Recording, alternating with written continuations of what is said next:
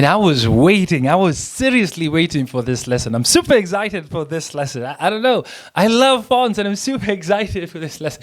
If it's your first time here, thank you very much for joining today's lesson. This stoked person, this super happy person today is called XD Andela. Thank you very much for the privilege of your time joining today's lesson. We're going to talk about the top 5 print-on-demand font that everyone needs to know, every beginner needs to know. And I wish I had this lesson starting print-on-demand. But do not worry, I got you, your favorite print-on-demand coach in the building. So let's start this. The top 5 print-on-demand fonts you need to know. Number 1. So let's do this.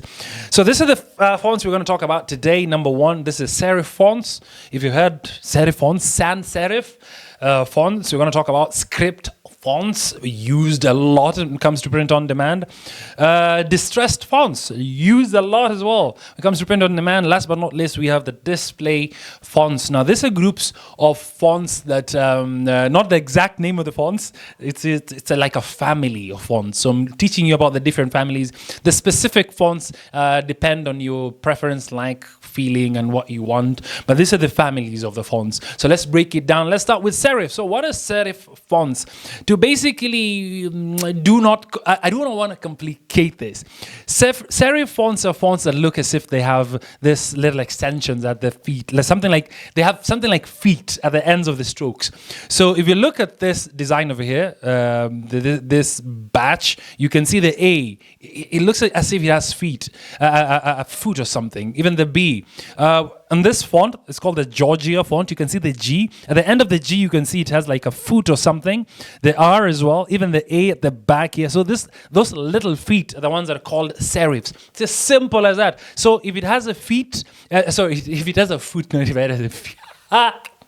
If it has, and I do not edit, I never edit my videos. Okay, if it does have a foot, if it has a foot, if it has a foot, if it has feet, it's called serif. If it does not have feet, it is called sans serif. And a good example is this Dream font over here. See, it looks bold. Even Futura looks very bold. So the font is up. It's called Futura. It looks like this. The font is up. The Dream looks like this. It is clean. It is modern. It's minimalistic.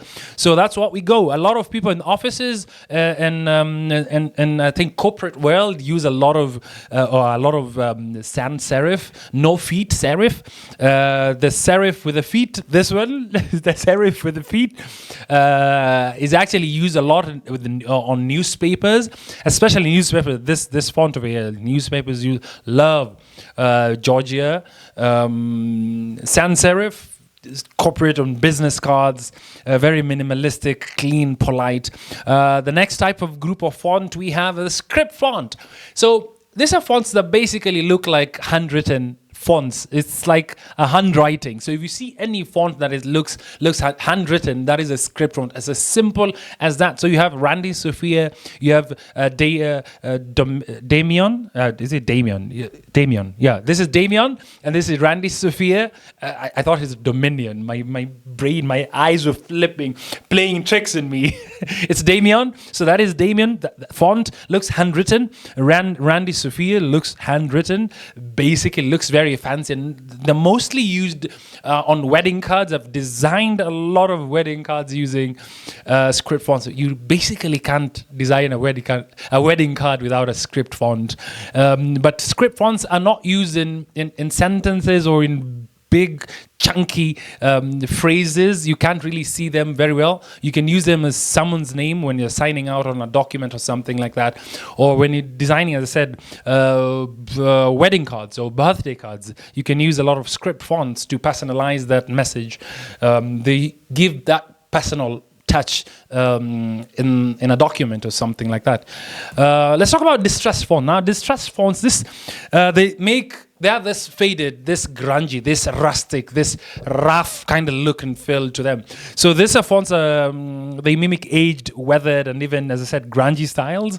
They're perfect for adding that vintage look and feel and that edgy vibe, because they're the kind of fonts that give you that vibe of saying that, I've been there, I've done it, come on, it's me, I've gone through all that, I have the experience, and yeah, this is me. That is the font, and that is the strong font.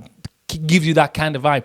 So that is the distressed font. You can find this font as well in a lot of activism. A lot of activists, you love using this this font because it shows a lot of rage and a lot of battle enthusiasm, if I may put it like that. So that is the distressed font.